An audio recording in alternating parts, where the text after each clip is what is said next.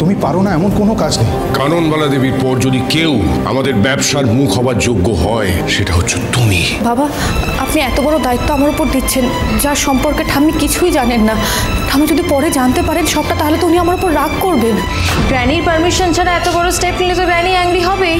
এবার তুমি যদি পারমিশন ছাড়া পার্টিসিপেট করো তাহলে তোমাকে তো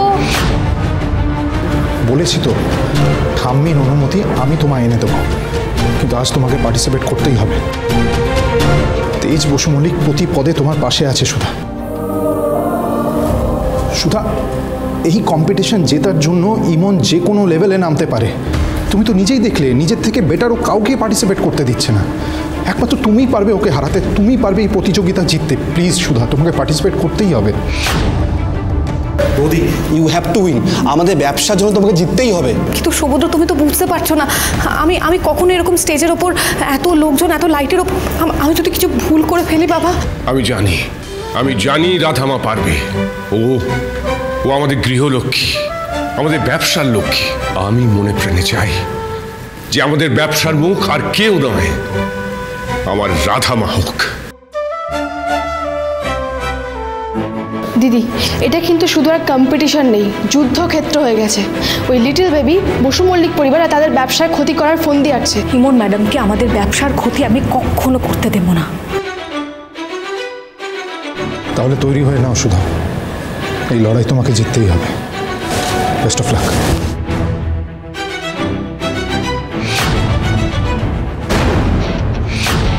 जलवा जलवा Yo, blaze up the walk, light it up to the beat. Come on, जलवा give it to me, जलवा give it to me, जलवा। তেজ বেকারি আপনার আমার সবার জন্য, স্বাদে খাস্তা, দামেও সস্তা। ये जलवा किस्मों का है ये जलवा, शोहरत भी दे ये जलवा, मकसद भी दे ये जलवा। Everybody shout it out. Let me hear you sing along. Let's go.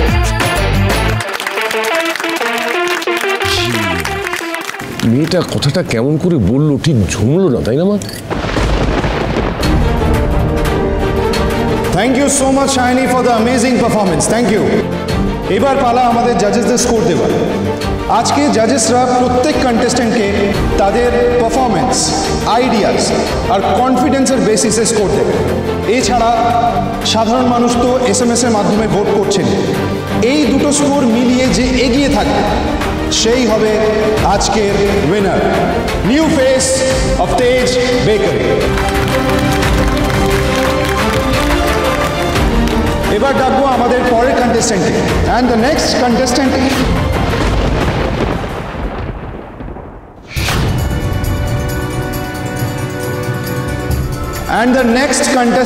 is the organizer herself, Miss Emon Haldar.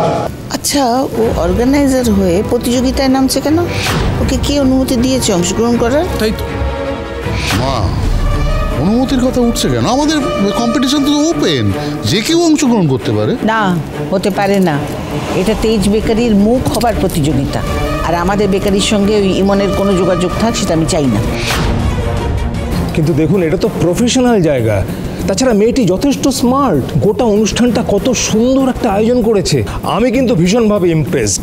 ওই পারবে নতুন প্রজন্মের কাছে আমাদের প্রোডাক্টটা জনপ্রিয় করে তুলতে। অসম্ভব। আমার বাড়ির বউ হিসেবে যেমন এই মেয়ের পা পড়তে দিইনি, তেমনি আমার বাড়ির ব্যবসাতেও ওর পা পড়তে আমি দেবো না।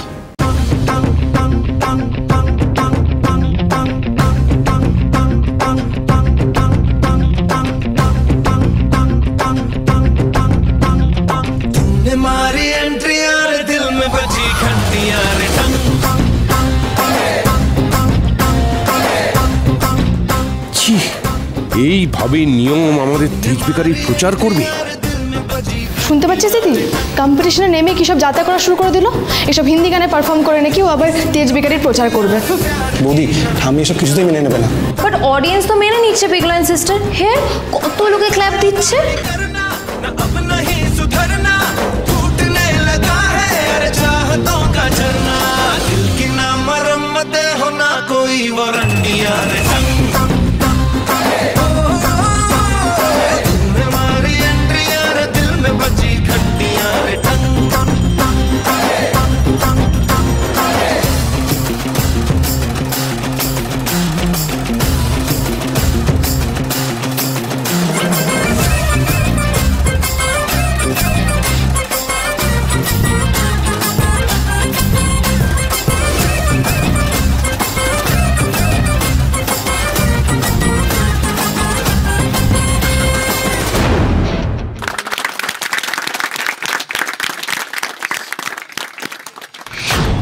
জোৎস্না, ইমন তো প্রতিযোগিতায় নেমে গেছে রে।